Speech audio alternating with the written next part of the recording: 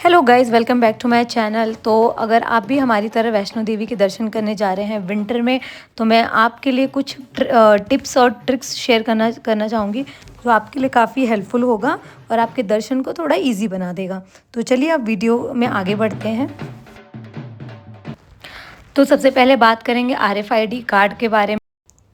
तो अगर आप वैष्णो देवी का दर्शन करने आ रहे हैं तो आपके पास RFID कार्ड होना बहुत ही ज़रूरी है। तो इसके कई जगह काउंटर्स होते हैं। तो जैसे अगर आप बाय ट्रेन आ रहे हैं तो कटरा स्टेशन के बाहर आपको इसका काउंटर मिल जाएगा। इसके अलावा कटरा बस स्टैंड पे भी इसका काउंटर अवेलेबल है। और अगर आप नए रास्ते से चढ़ाई करते हैं माता रानी के दर्शन के लिए, जैसे आप जानते होंगे कि माता रानी के दर्शन के लिए दो रास्ते हैं, एक पुराना और एक नया। तो आप ये जो वीडियो देख रहे हैं ये नया रास्ता का है, जो कि है ताराकोट मार्ग। तो ये आप वीडियो जो देख रहे हैं ये है ताराकोट मार्ग का, क्योंकि हमने नए रास्ते से चढ़ाई की थी। और अगर मैं चार्जेस की बात करूँ तो ये एकदम फ्री ऑफ कॉस्ट होता है, इसके कोई चार्जेस नहीं होते हैं। आप चाहे तो इस कार्ड को ऑनलाइन भी अप्लाई कर सकते हैं और फिज़िकली आप किसी भी काउंटर पे जाके ये कार्ड ले सकते हैं। और यात्रा कंप्लीट होने के बाद आपको ये कार्ड वापस करना होता है। और अब बात करते हैं माता रानी के दर्शन के चढ़ाई के लिए क्या क्या ऑप्शंस अवेलेबल है। तो अगर आपके साथ आपके पेरेंट्स जा रहे हैं, वो सीनियर सिटीज़न है और वो 15-16 किलोमीटर, ऑब्वियस सी बात है, वो अगर नहीं चढ़ाई कर सकते तो वैष्णो देवी में काफ़ी सारे ऑप्शंस अवेलेबल हैं जो कि आप अपने पेरेंट्स के लिए अवेल कर सकते हैं। और ये सारे ऑप्शंस आप ऑनलाइन बुकिंग करेंगे तो ज़्यादा बेटर होगा, क्योंकि ऑन द स्पॉट हो सकता है कि शायद आपको चांस ना मिले, या आपको वहाँ पे वो चीज़ें अवेलेबल ना हो।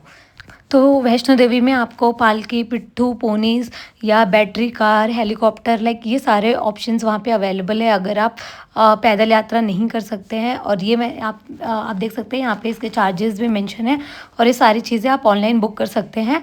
ऑल्सो जो बैटरी कार है वो आपको अर्धकुमारी से मिलेगी, ठीक है। तो ये आप याद रखना, जो बैटरी कार है वो अर्धकुमारी से ही चलती है, और जो बाकी सारे पोनी, पिट्ठूज एंड पालकीज़ है वो आपको ओल्ड रास्ते से ही मिलेगी।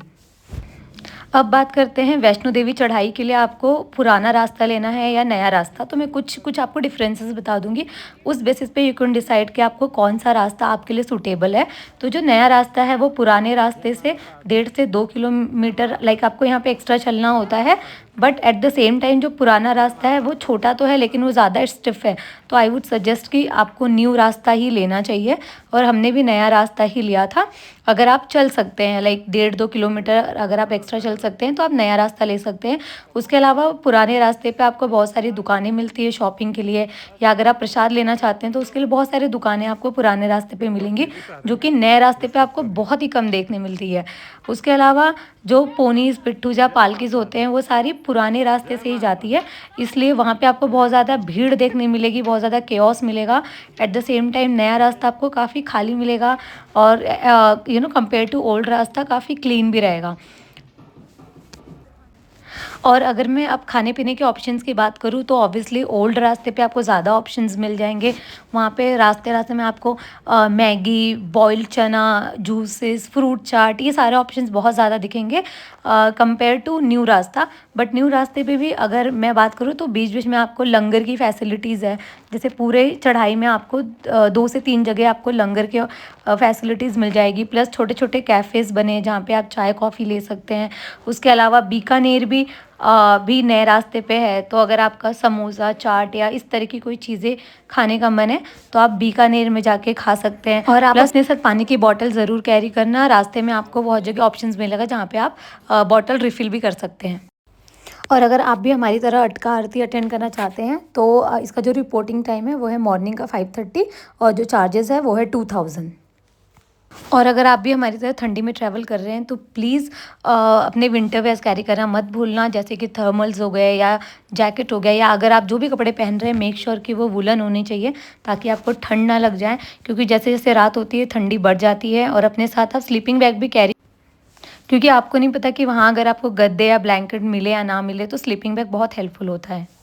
और अब अगर मैं बात करूँ डॉर्मेट्रीज़ या एकोमोडेशंस की, तो भवन के आसपास आपको 2-3 होटल्स मिल जाएँगे जहाँ पे आप स्टे कर सकते हैं।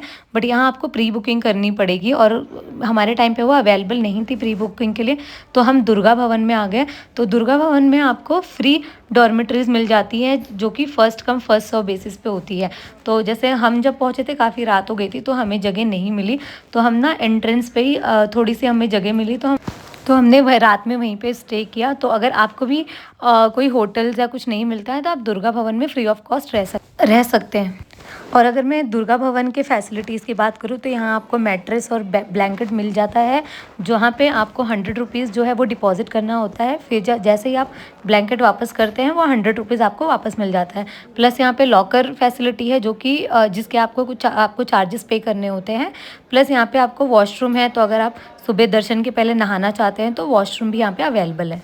और माता रानी के दर्शन के बाद अगर आपको भैरव बाबा के दर्शन करने हैं, तो या तो आप पैदल जा सकते हैं, तो जहाँ तक मुझे पता है वहाँ से 1.5 से 2 किलोमीटर आपको एक्स्ट्रा और चलना पड़ेगा।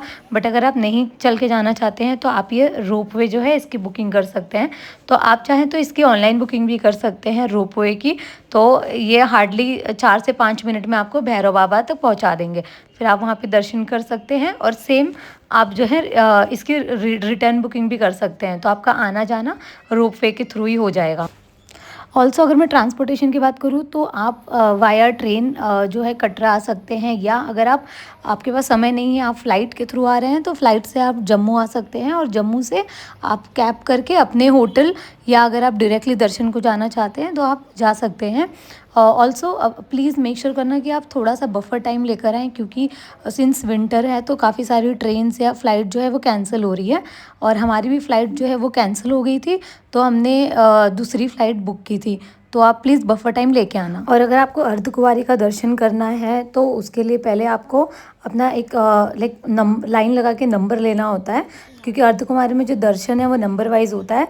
तो ज़रूरी नहीं है कि जैसे अगर आप आज गए तो आपका जो टर्न है वो आज ही आ जाएगा। हो सकता है कि नेक्स्ट डे आपको जो नंबर मिलता है उसके हिसाब से आपको दर्शन करना होता है, ठीक है। और अर्धकुमारी मैं आपको बताना चाहूँगी, ये ओल्ड और न्यू रास्ते का मिड पॉइंट है। तो जैसे मैंने आपको बताया था कि वैष्णो माता के दर्शन के 2 रास्ते हैं, तो अर्धकुमारी में दोनों जो रास्ते हैं वो मिल जाते हैं।